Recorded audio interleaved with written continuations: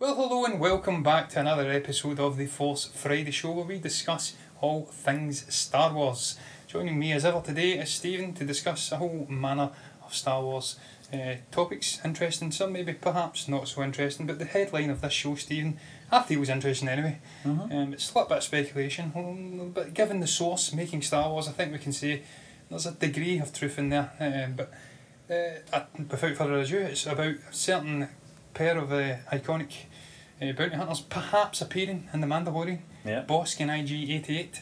I say iconic, not quite as iconic as, of course, Boba Fett, but who can forget that claw dangling off that platform in the Star Destroyer? Yeah, that's right, as Vader is issuing out his mission brief of trying to capture Han Solo in Empire Strikes Back. So they're saying here is that IG-88 is referred to by name as IG-88 on set, and that there is a Trandoshan on set. It's not been referred to as Bossk, but it's rumoured to be the main man Bossk himself. So I have to say, there's been a whole host of little news articles just dropping secretly out there about the Mandalorian over the last week or so.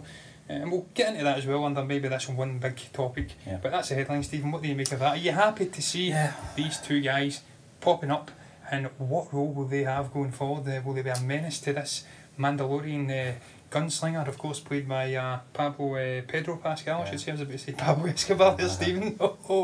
Pedro Pascal. I think it makes sense, John, because we're dealing with the sort of Star Wars underworld here, and you're going to come across these characters, especially this time period that we see the Mandalorian set in, just after the events of Return of the Jedi. So it does make sense. I think the last time we saw them was in Empire Strikes Back, which was only a couple of years after or before Return of the Jedi. So they're talking maybe 3 or 4 years after those events. So these characters are going to, especially Bossk, he's not really going to change that much in regards to that. It's a droid. Yeah, exactly. But it's good to see that they're referring to them by their name, because obviously in the movie, episode 5, they weren't referred to by name. No, I mean, it's just the classic thing, isn't it, in Star Wars, where you take these periphery characters who are just put on as essentially set dressing, and then over the years, toys come out, 20, 30, exactly. George Lucas, he knew what he was doing with those merchandising deals.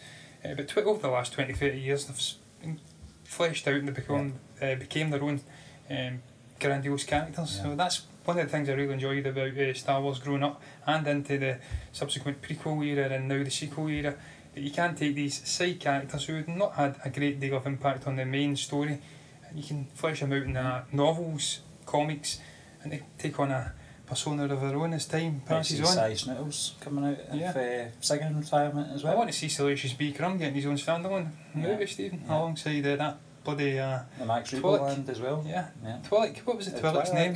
Can't remember. The guy that made a fool of by Luke Skywalker. Bib Fortuna, Bib Fortuna. He serves a master well, and you will be rewarded. I want to see what this guy done, how that crushed him. Did they survive that explosion on the sail barge? I sincerely hope he did. I loved those fingernails. They were very dashing. I think there was a real potential there to go into the nail business. But who knows, maybe Bib opened up a nail salon in the years that followed after the Return of the Jedi. Really excited to see this TV show though, Stephen, and little drippings of news like this really whets my appetite for them even further. The likes of IG-88 and Bossk.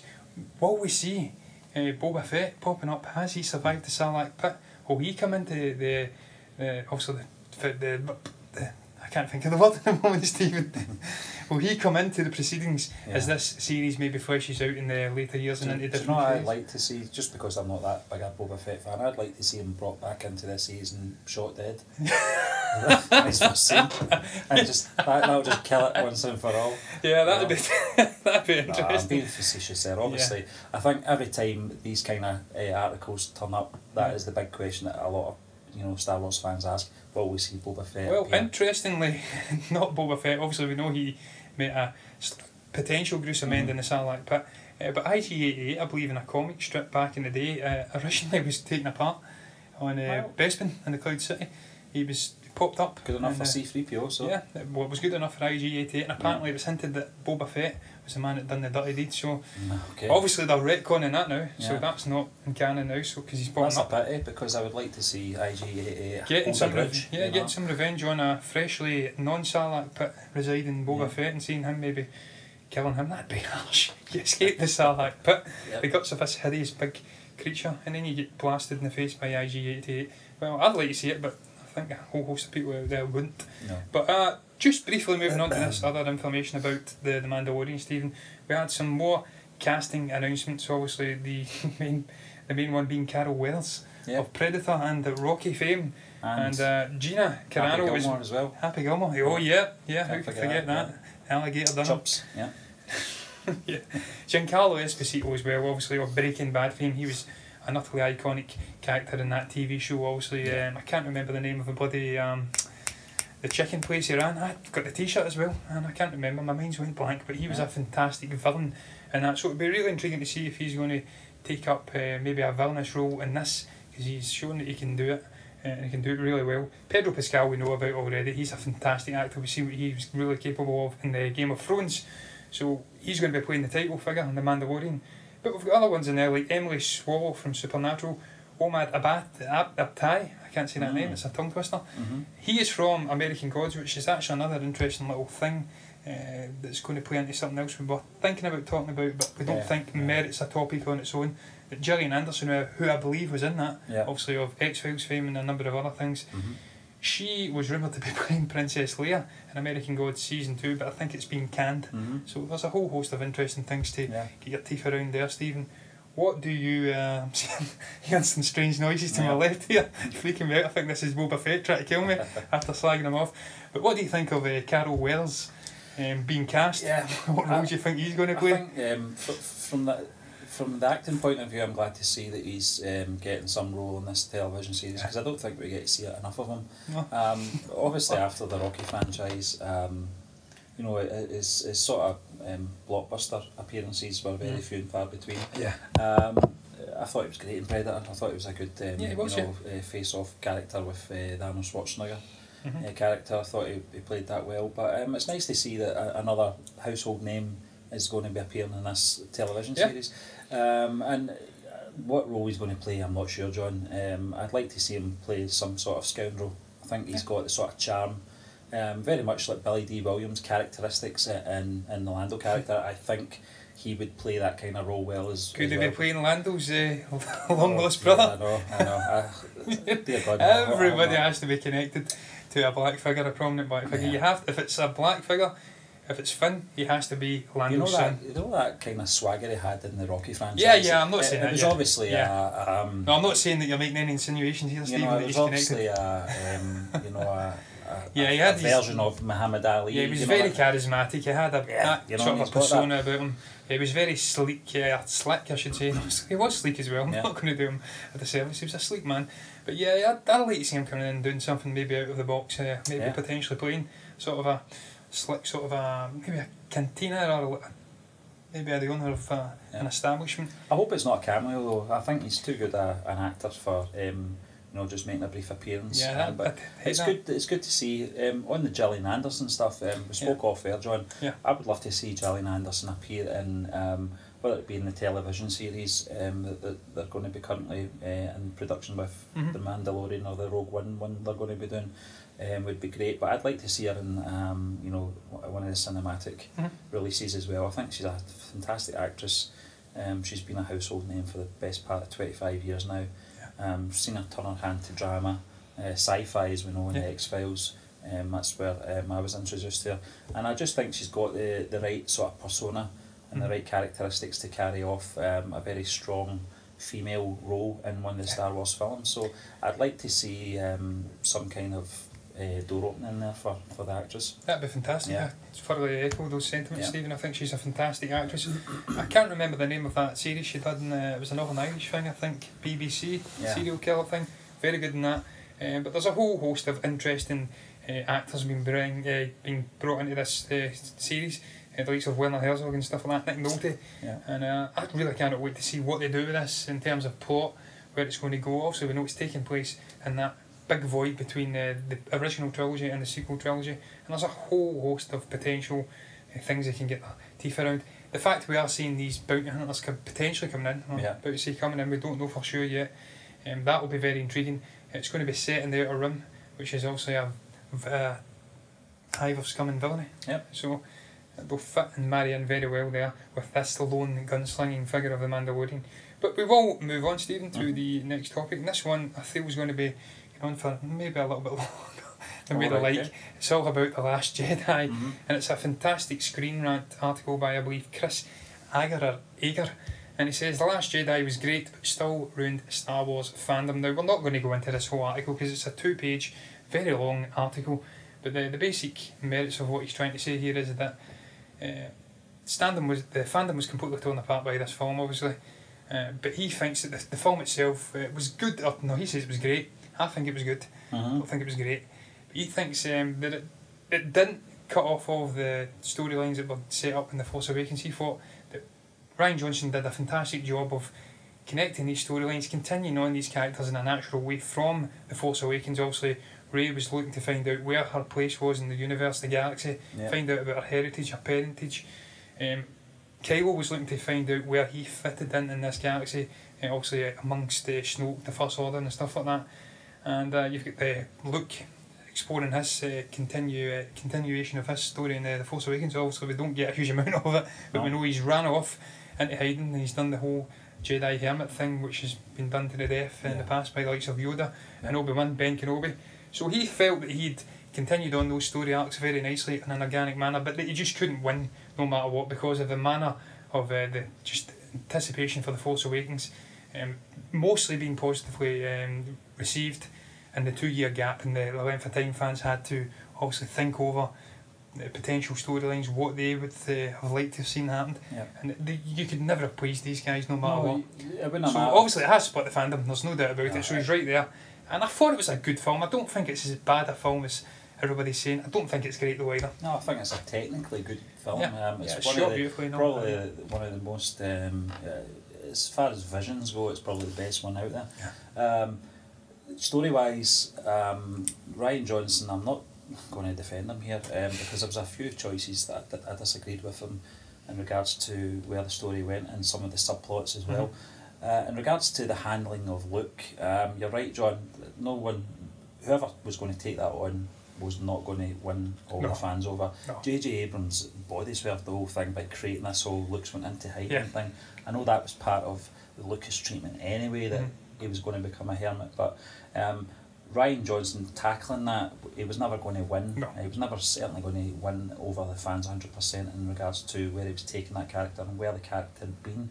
And we're at fault for this as well, for our expectations, but also you've got to remember we're talking about that 2-year gap as well between those two films, but you're also talking about a 33-year gap between Return of the Jedi and The Force Awakens, where you had all this expanded universe stuff with Luke going off and getting a wife and kids and you know, doing all this, and it pleased the fans because it was fans that were writing all this stuff. We also had the video games as well, Rogue Squadron, etc., which Luke appeared in. He appeared in quite a few of these video games as well, which were sub-stories as well. You know, after the events of Return of the Jedi, comic strips as well. There was all this material that took Luke off in these other adventures, building relationships with all these other characters, Mara Jade, etc. And having a son. Yeah, and having a son. But more importantly, Stephen, keeping the gang together. They kept Luke, Han and Leia galaxy and keeping those three together. Lando. It's a little bit unrealistic. They kept all of the gang together, and everything was merrily and happily ever after the story of the original trilogy, and they just continued all the way through the expanded universe, kind of staying close together. No one was ever really in danger. Nobody ever really changed that much. The children, the offspring, were more in danger, and they kind of they explored their arcs a little bit better. I can't remember the names. I think it was Jason and Jane. I can't remember the names of Leia's children. I know she had 3 children. It became a bit of a soap opera then. She had 3 children, a son, a daughter, and I think maybe 2 sons and a daughter. And there was an intriguing story going on with the 2 twins, I believe they were. One went to the dark side. I've never read those books. I lost the plot with the expanded universe. They lost the plot as well. They did. But there's so many writers as well, John, so there's a lot of inconsistencies with the timelines. But the other thing as well is that there's a stark contrast between Luke Skywalker and Return of the Jedi and Luke Skywalker and Last Jedi. And people forget that, you know, a lot of time is you know, taken place since those events to those events, and the character's changed. He's aged, he's mellowed, he's angry, you know, he doesn't believe in the Jedi way at this point because of all some the stuff that's also shaped his narrative and his opinion in life, and that's just natural. I didn't like watching it, I've got to be honest with you. I didn't like to see this character in this state of mind. Sipping green milk. Yeah, it was horrible. Out of the teat of a big hideous alien. to the disgust of Ray.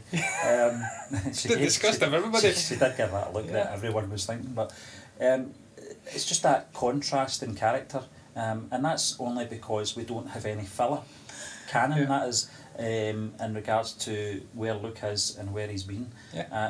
We'll certainly get that perhaps in a television series or an animated series at some point. Or Sebastian's Stan. Yeah, until we get that, I think that would take place after Return of the Jedi. Yeah, it would, of course. Because of that look, so it would make sense. Yeah. But you're right, we've not got that material yet. No. We're only basing it on those few lines that were in The Last Jedi between Luke and Rey, and Han in The Force Awakens, and that's all we've got. So it is a little bit off-putting to see Luke in that sort of state of mind in that place that he's in, but that's just the way it goes. And getting back to the article, John, Rian Johnson could never win that. Oh. And as I said, I didn't agree with everything that he did in that movie. There was a lot of things that were, you know, a big problem with me personally. I just felt it took me out of the picture in regards to some of the humour that was misplaced. Yeah. It was very Marvel MCU-esque humour, and it didn't fit in with anything we'd ever seen in Star Wars before. But that prank call at the start between Poe and also General Hux, that has no place in a Star Wars film. That humour, I was cringing when I watched it, and it's not getting better in subsequent viewings. In terms of just Rian Johnson, I completely agree. You could never have won. Yeah, you cannot please the entirety of Star Wars fandom. No matter what you do. No. You can go off and do something with all the legacy characters, keep them together like they did in the expanded universe, and there'll be a side of the fandom saying this is ridiculous, they've not changed at all, why are they not taking more risks? We've seen it with The Force Awakens, where they says it's just a rehash of the original trilogy, they're not taking any risks, it's so repetitive. Rian Johnson comes along, has a specific vision for the story, shakes it up, maybe puts a couple of twists in there, which incidentally the article does touch upon, that says it's very much like The Empire Strikes Back in many ways, where it puts a couple of twists in there, shakes up the mythology and throws a few spanners in the works to some theories which you may have had in mind. Where do you take a character like Luke Skywalker after Return of the Jedi, where he's taken down the Empire single-handedly? He's defeated Darth Vader in a sense, although Vader takes down the Emperor. But I would be claiming that. Oh, yeah, we totally defeated him, Stephen. He was completely enraged. You know, that's one of my favourite moments. Where do you take the character after that? He's at the pinnacle of his sort of his arc. There's only one way you can go, and that's exactly, Stephen. That's what I was about to say. The handling of the legacy characters. You cannot expect these people to come in their 60s and their 70s and have a big role to play in a sequel trilogy. They're just too old now. They are going to be supportive, peripheral figures in this story moving on. It is the Skywalker saga, but at some point you have to pass the baton on. And sadly, if you wanted to see these guys doing what a lot of the fans would have liked to see them doing in these sequel films, you would have had to have done it in the 1990s. I think from a writing point of view as well, when George Lucas wrote that final piece of his trilogy, that was the peak of these characters' acts and where they were at. Anyone coming in after that was always going to struggle, because these characters were done at that point, and that's the way it was for 30 odd years, and that's where it was supposed to end. That was the peak of the story, and they were all to live happily ever after, but not to be the case if you want to continue. No, and as I did say, Stephen, you can appease one side of the fandom by handling the legacy characters in a different way, but then when you go to take risks and shake it up, you'll have another side of the fandom saying this isn't Star Wars, they're taking too many risks, they're changing it too much, so you cannot win. But I do like what he says in the vein about some of the things that have perhaps been misconstrued. There is a lot of similarities between this and The Empire Strikes Back, with some of the twists, the way he does shake the mythology up. Nowhere near that film for me. That's still the outstanding Star Wars film throughout all of the films. But I do like some of the things he said in the article. I agree with some of it I don't agree with. I don't feel The Last Jedi was a great film. I thought it was a good film at best. There was some amazing moments in there, like the hyperdrive jump into the supremacy. That was fantastic. The visuals, visually again, expansive that's big film. Some great moments. Just missing a traditional lightsaber battle for me, but you can't have everything in life. But the fandom, you will just never be happy, and that's the main thing I take from this. It doesn't matter what way you beat around the bush. we've had people commenting on Twitter, at Kevin Smith bizarrely, saying if you don't like this film and you don't want it to be retconned out of the history of Star Wars, then you're not a Star Wars fan or some nonsense like that. Utter garbage. Film is all subjective. Yeah. Some people will like it. One man's trash is another man's treasure. And look, I thought it was okay. I didn't think it was outstanding. Do I want it retconned out of canon? Hell no, I don't. No. I think Rian Johnson in the main's a fantastic filmmaker and a writer. Cannot wait to see this. I think it's a Knives Out film, where it's going to take place in a hotel. It's a murder mystery film. Yeah. Can't wait to see what he does with this potential new story that he's creating for Star Wars. Now that he's not burdened by obviously the giant monkey on the back that is the saga trilogy, and just the characters, the legacy characters that you'll never appease anybody with. He's got a whole new story to do, and I cannot wait to see what he does with this new story. But Stephen, we will move onwards to the next topic, which I can't even find at the moment. I hope you've got it. It's the one, actually, I remember it. The one about the speculation surrounding Episode 9, also the appearance of Kylo Ren potentially having his helmet back. Yeah. Rey recrafting the Anakin Skywalker. They say it's Rey I was about to say Rey Skywalker there. My inner mind's coming out. My theories, I still want it to be a Skywalker. Yeah. Rey recrafting her lightsaber, as they say in the article.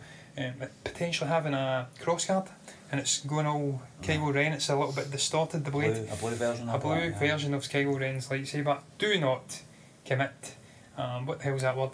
Blasphemy, by doing anything to that classic lightsaber. Create your own lightsaber, Rey. Come on. Luke did it. You need to do it. But look, some of the things I'm going through here and saying, I agree with some. I don't like the Knights of Ren being a girl power all girl and absolutely terrifying group. Space girls, yes. Yeah. But I don't think these characters were girls, man, in The Force Awakens. When we've seen that shot, although they can retcon it and say, look, this was just a vision of race, she's manufactured it to fit her own the gender. point I was making before we come on here, John, who cares what they are? Yeah, exactly. You know, they're the Knights of Ren. Why they haven't they? Why they haven't specified? Well, that's true or not, it's in Reddit, but it's on Reddit, why specify? It was a whole debate about BB-8, is it a boy or a girl? It's a girl. I think Kathleen Kennedy said it was a girl, but I think actually in one of the lines it was a he. Who cares?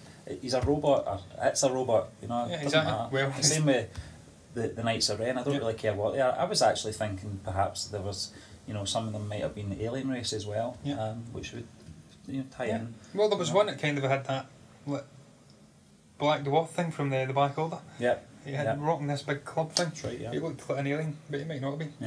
And given the First Order have that same sort of a... He might have been an alien, did you say? Yeah, he might have he may have been an alien. She might have been an alien, I stand corrected.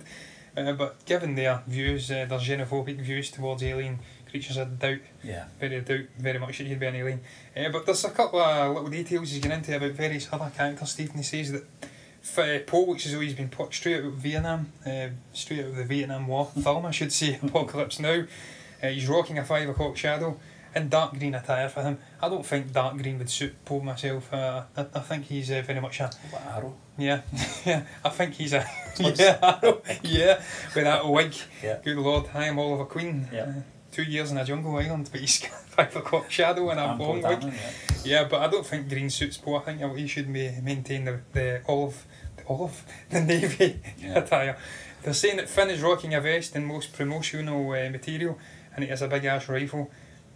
Most notably though, they're not saying he's rocking an afro, and I recall John Boyega saying that he grew his hair out, so I hope he's got an afro. I will be disappointed if that man doesn't get an afro. But there's a whole host of things. They're saying BB-8's got a paint job, he's now green, that won't work. But I say that, Stephen, as you do recall from that behind the scenes shot, what was the colour of the screen? It was blue, so maybe they've changed it up because BB-8 is now green. Lord knows, man, I don't know how that would work. Hux is still the same though. I hope not. BB-8's going to be on a ban list shortly. He's going to be on a ban. He's going to be on a ban list shortly, very much so. Yeah, he's going to be off all of the Christmas lists, shopping lists for next year in certain parts of Glasgow. But look, I hope some of this is garbage. I really do. Lando though, I hope is rocking that same moustache, and I hope he has got a maroon cape. But General Hux the same. I hope we're talking about appearances here, because General Hux's personality has to go back to what we've seen in that first film, The Force Awakens. Has to go back to that maniacal megalomaniac, sort of a mini Adolf Hitler, or should I say tall Adolf Hitler. I liked some of the reports that were coming out about Hux, John, and he's flip-flopping. He's flip-flopping. I was going to say a broken man, but he's certainly not. You're right, I think he's a double agent, you know, he sides, he just blows with the wind, but basically, you know, I quite like that idea. Well, look, they're saying as well that we're going to have a whole manner of new exciting alien creatures. That's something we see in every Star Wars film anyway. That's a given. Final thing I'd add is that they are saying that black and silver is going to be the major colour theme, like red and white was in The Last Jedi. Don't know what to make of that. Kylo Ren's mask is black and silver. Kylo Ren's mask is black and silver, so it's going to be all about Kylo Ren then, Stephen. Yeah. But look, it's all very interesting. It's all very much speculation heavy, and it's coming from Reddit. But the main things I take from this topic are: do not want that classic Anakin Skywalker lightsaber to be tampered with in any way, shape or form. I certainly don't want a crossguard on it. I don't want that distorted, god-awful bloody effect. Leave that to Kylo. That's his thing. He's a distorted, broken man, and that's mirrored in his blade. His blade. I was about to say braid. He's braiding his hair now. Yeah. And Rey is hopefully not a distorted, broken figure in this. If she is indeed going to be the good figure, the light side figure going through this sequel trilogy, then we've not got time unless it's a 5-hour film like that K9, the Widowmaker or whatever it was. That one, it went on for about 6 hours. Unless we're getting such a long film where we can essentially rewrite the whole of The Last Jedi and just tell the stories again, it's not going to work. You've got 2.5 hours maximum, and we've not got time to make her a broken figure and bring her back to the light again and reform her. It's just not going to work. That should have been done in the last one. It should have been done in the last one. She said no real, I would say, I can't remember the word, Stephen, my mind's blanking out today, but she said no real she said no danger. She's not went through the trials and tribulations of the likes of Luke Skywalker and Anakin, something that shaped her greatly. Luke lost his hand, discovered that his dad was this tyrannical figure. The only real tragedy and problems or suffering she's had is perhaps discovering that her parents are drunk junkers. Earlier childhood on Jakku. To be fair, I'm being harsh. That was a very traumatic upbringing. This was before The Force Awakened, or Awoken, and her. But that's just one of those things. It's at the end of the day. And I felt so sorry for her in The Force Awakens. Been fleshed out enough to get to that point. And that's the problem, and that's the writing in The Last Jedi. It didn't do a good enough job of taking that character we've seen in The Force Awakens and expanding out and doing something with her. Having to have a bit of adversity, that was a word, and then grow from it, as all the great heroic figures in Star Wars have done over this saga trilogy. I really felt for her in The Force Awakens when she was sitting with the helmet on, and obviously longing to be something greater like Luke in A New Hope, but she's tied to this planet because of her parents, hoping they'll come back. That was the tragedy in the character, but they could have done a better job of expanding that out in The Last Jedi. They didn't, but look, I don't want rehashing Anakin's lightsaber. Do your own thing. Really do want to see Kylo having that helmet back though. That's the final thing I will add in this show, Stephen. That helmet and that voice, I really enjoyed that in The Force Awakens, and I hated the fact that Snoke told him to destroy it. He looked like a impetuous little child or some crap like that. No, he didn't. That voice was amazing. I loved that in The Force Awakens. You're so right and things like that. Put him on board. Put him on board, But look, I've not got much more to add on this week's Force Friday show, so I'm going to wrap things up. We'd just like to thank you for watching us once again. If you're enjoying the content that we are putting out, subscribe down below, comment down below as well, because we do not bite. We've not had any comments yet. Tell a lie, we've had 2. But once again, thank you for watching. We'll be back next Tuesday with Box Office Chat.